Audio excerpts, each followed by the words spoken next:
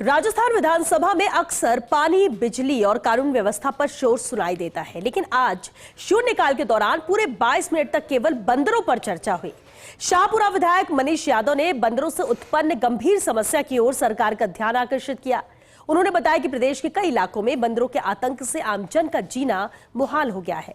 इस पर यूडीएच मंत्री झाबर सिंह खर्रा ने भी विस्तार से जवाब देते हुए सरकारी प्रयासों की जानकारी दी।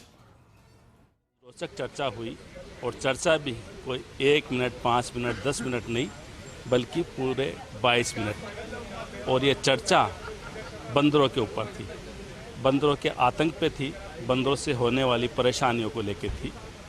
कांग्रेस के युवा विधायक मनीष यादव ने ध्यानाकर्षण के माध्यम से सदन का ध्यान खींचा, सरकार से इस पर एक्शन करने की बात कही।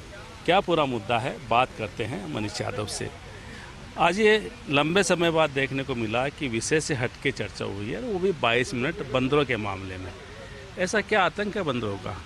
देखिए, मैं जिस विधानसभा क्षेत्र शाहपुरा से आता हूँ, वहाँ पर ये बहुत बड़ी समस्या है। और मैं लंबे समय से क्षेत्र में हूँ, तो जो इन दिनों में, इन पिछले 5 वर्षों में जो बंदरों की जो आतंकी समस्याएं बढ़ गई है, उसका कारण ये है, मोटे तौर पर तो जंगल ख़त्म हो रहे हैं, धीरे धीरे बंदर आबादी क्षेत्र में आ रहे हैं। पहले बंदर धार्मिक स्थलों के आसपास होते थे और ना किसी को नुकसान पहुंचाते थे, लेकिन अब भोजन उनको नहीं मिलता है, ना सरकार की तरफ से कोई प्रबंध है कि वन्य जो इस प्रकार के बंदर जैसे जीव के लिए क्या प्रबंध किए जाए भोजन के लिए। तो उस समस्या की वजह से वो आबादी क्षेत्र में आ गए। और मैं आपको ये बताना चाहता हूँ कि 22 मिनट की चर्चा आज जो हुई है, ये बहुत बड़ी गंभीर समस्या ना केवल शाहपुरा की है, पूरे प्रदेश की है। मैं एक आंकड़ा 2025 का मेरे विधानसभा क्षेत्र का आपको बताता हूँ। 4200 लोगों को लगभग रेबीज का टीका लगा और 90% बंदर के काटने से लगा उनमें से।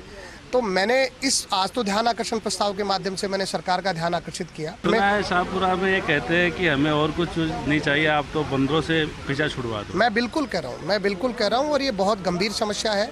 ये कोई मजाक का बिल्कुल कतई विषय नहीं रहा। सदन में भी कुछ लोग सदस्य कह रहे थे कि बंदर का ऐसा विषय, ये बंदर के हित के विषय में भी है और इसको गंभीरता से सरकार को लेना चाहिए। अदरवाइज आने वाले जो 5-10 वर्ष है, उसके बाद में आप इस समस्या से निजात नहीं पा पाओगे। तो प्रदेश में जब सबको परेशानी है और विशेष रूप से बंदर को भी खाद्य सामग्री नहीं मिल पा रही, वो भी मर रहा है, दुर्घटना सड़क पर वो खुले में आता है तो वाहनों की टक्कर से उनकी मौत हो जाती है, वो भी आखिर।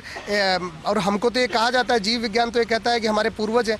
तो आपको दोनों मूल्यों पर सोचना चाहिए। और बंदर के लिए एक रिजर्व एरिया, जो आज माइनिंग बढ़ रही है, आज जंगल कट रहे हैं, जिसकी वजह से बंदर बाहर आ रहे हैं। और एक बात ये भी ज़रूरी है, इस पर भी चर्चा होनी चाहिए कि बंदर को वन्य जीव की श्रेणी में भी रखना चाहिए, जिसके आधार पर उसके लिए एक रिजर्व एरिया विकसित किया जाए। बंदर से किस तरह से छुटकारा पाया जाए, ये सदन में आज चर्चा हुई। अब देखना ये होगा कि सरकार ये मुद्दा उठने के बाद क्या एक्शन प्लान तय करती है।